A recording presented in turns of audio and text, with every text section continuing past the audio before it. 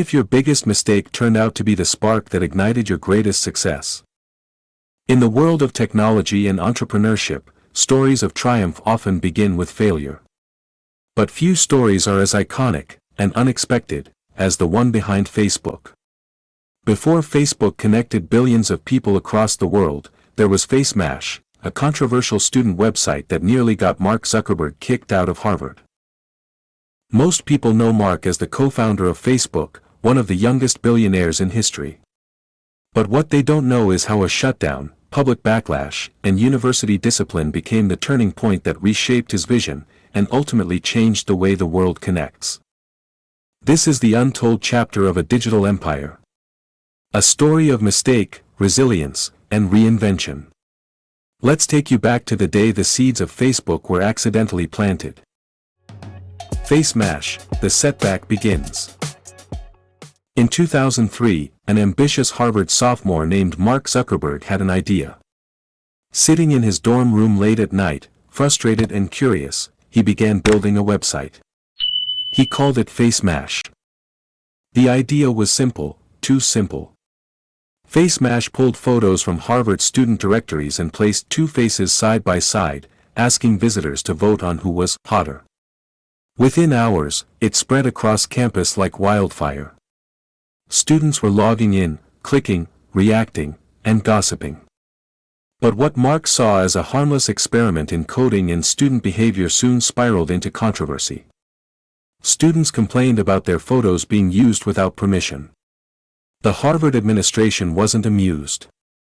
In just a few days, Facemash was shut down, and Mark was facing charges from the university, including breach of security, violating individual privacy, and copyright infringement. What could have been a small project turned into a full-blown scandal. Mark was publicly criticized. His reputation among peers and professors took a hit. Some feared it could even lead to expulsion. Facemash was over, but it left a mark. Yet this moment, this embarrassing failure, forced Mark to ask himself a deeper question: what made people engage so quickly with Facemash? Was it just curiosity, or was there a deeper desire for connection and visibility among students? From this question, something incredible began to take shape. The turning point: learning from mistakes. Mark didn't give up. Instead, he reflected. What if there was a way to give students a safe, respectful, and voluntary space to connect online? Not to judge, but to express. Not to invade privacy, but to build community. That's where the vision of Facebook was born, not out of brilliance alone, but out of recognizing the flaws in Facemash and learning from them. He started working on a new platform called Facebook. It would be a social directory for Harvard students, allowing them to create profiles, upload pictures, and connect with classmates. The key difference? Users chose what to share. It was consensual, inclusive, and controlled. This new platform wasn't built on ratings, it was built on relationships. Launched in early 2004, Facebook became an instant hit at Harvard. Thousands of students signed up within days. Unlike Facemash, this time, Mark was prepared. He had learned the value of trust, privacy, and user choice. The very lessons he had learned through failure had now become the guiding principles of his new success. This wasn't just a shift in project, it was a shift in mindset. Mark stopped being a reckless coder and started becoming a visionary entrepreneur. From dorm room to global empire. With Facebook gaining momentum, it didn't take long for the platform to expand. First to Yale, then Cumbia, then Stanford. The idea was spreading fast. Students across elite universities wanted in. The exclusivity created a buzz, and Mark realized he was onto something massive. Soon, Facebook changed into Facebook and a global empire born. By the end of 2004, Facebook had nearly 1 million users. Mark dropped out of Harvard and moved to Silicon Valley with his small team. What began as a reaction to a setback had turned into a startup revolution. But success didn't come easy. Mark faced criticism, lawsuits, and high-pressure decisions. Investors wanted control. Founding members parted ways. But he stayed focused, always learning from past mistakes, always prioritizing user experience and innovation.